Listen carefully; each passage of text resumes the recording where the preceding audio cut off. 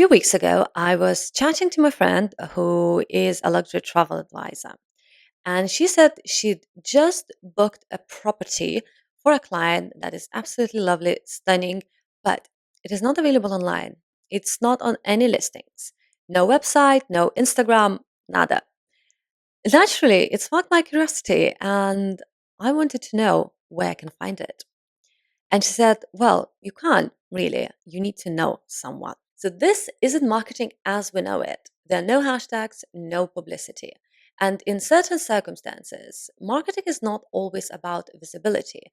It's about relationship building, it's about intimacy and confidentiality. There is this misconception I often notice that people think that they can find everything online. In fact, some properties, products, or experiences are only available through a network. Ask any ultra high net worth individual traveler where they find their vacations, and chances are that the answer will not be on Instagram. It's their trusted travel advisors, family, friends, and word of mouth. For example, this one family, they always look for the next trending destination. They always ask their advisor where should they go next time, but they don't like crowded spaces, they don't like mainstream. So you wouldn't suggest something like Florence or Barcelona for them, but instead Capri or Sardinia. These are Mediterranean classics, of course, and have been popular for years, but these are also cute escapes. Now, there are a certain category of travelers who are guided by Instagram. Most likely, it's on their agenda to be seen, to be visible, and to go to places to be noticed. And this is where psychology comes in. People aren't just buying experiences, they're buying validation, a seat at the table. And what some agencies do, they are not only getting them that seat, but also making other people care. So here you cannot really Google your way into a back door. Not everything has a link. But of course, if you're a very private person and you go to one of those places where people come for the first time, they're generally very excited, so they make a lot of content. And if you are a celebrity, they might try to take a sneaky video of you, and it's probably not something you want to experience. Some clients love it, some don't. And this is where a travel advisor comes in. So their job is not only booking flights or accommodation, although many of your clients might have their own private transport. So travel advisors curate lifestyles. And often, if you have regular clients, your services expand from just pure travel into concierge services, especially if you have returning clients. As they get to know you, they get to trust you, and they will come back with more requests for service. Now, of course, sometimes it can be very intense, but the rewards are pretty good. Now, the rewards for this service can vary. So, you will most likely charge a retention fee. Now, it can vary from anything from, let's say, 3,000 euros a month to 20,000 euros a month. Perhaps more, these are just the numbers that I know exist.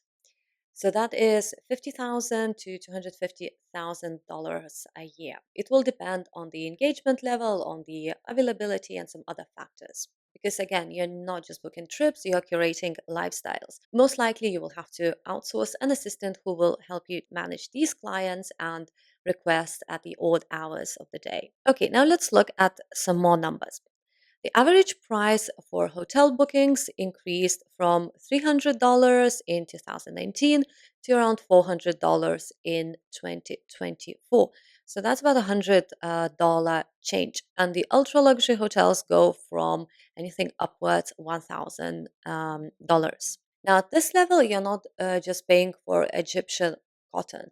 You're paying for an expectation, for a certain level of service, and the surroundings. You're paying for emotional consistency and service that seems effortless. Now, of course, some hotels are more focused on short financial gains, but others tend to value long term relationships more. For example, certain hotels they don't even host weddings or events because they care about their returning clients, and this is their business model. If you want to have a wedding, most likely you will have to buy out the whole place. Even on this condition, some hotels don't allow it because it is quite tricky to fill in the hotel occupancy just before and after the wedding. And these big events, they don't build loyalty. Most likely, the guests who come to the wedding, they won't return to the hotel ever. As one hotelier put it, it would destroy our repeat business. And this is exactly the point. It's not visibility, it's intimacy. If you want to succeed in this space, you need to be a subject matter expert. And sometimes it is indeed sipping champagne and calling it research, although not always. But you will have to analyze the products and experience them yourself so that you can recommend them to your clients later. Most likely, you will collaborate with hotels and experience providers, and they will tell you everything about what your clients can get.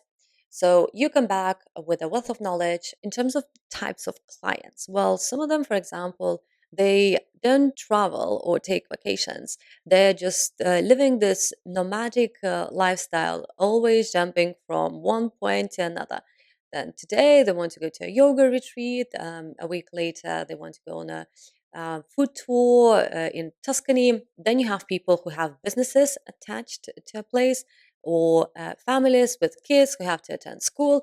So for them, vacations is just a quicker escape somewhere, and you need to make it seamless. If you want to be in this industry, you need three things: knowledge, network, and nuance. And of course, you need to be discreet and trustworthy. And this is one of the most important things that clients are looking for, is just someone they can trust. Now, if you're sitting there and thinking, this is a job I never thought I wanted, well, maybe it is. If you have the eye and the instinct, then this is also about getting a glimpse into the world you normally wouldn't get a glimpse into. It's closed doors, it's behind the scenes, it's pretty exciting. Of course, it can be a demanding job, definitely not negating that, but it can be a very rewarding one as well. So, if you're curious to find out more, I've left a form to fill in the description box. As I mentioned, my friend and colleague, she is looking for new people to join the business. And she's also looking for people who just want to do it on their own and who are looking for training. And of course, if you have any experience or any comments regarding anything I shared in the video, I'm curious to hear your own take on it. So let me know in the comments. Thanks for watching. Bye.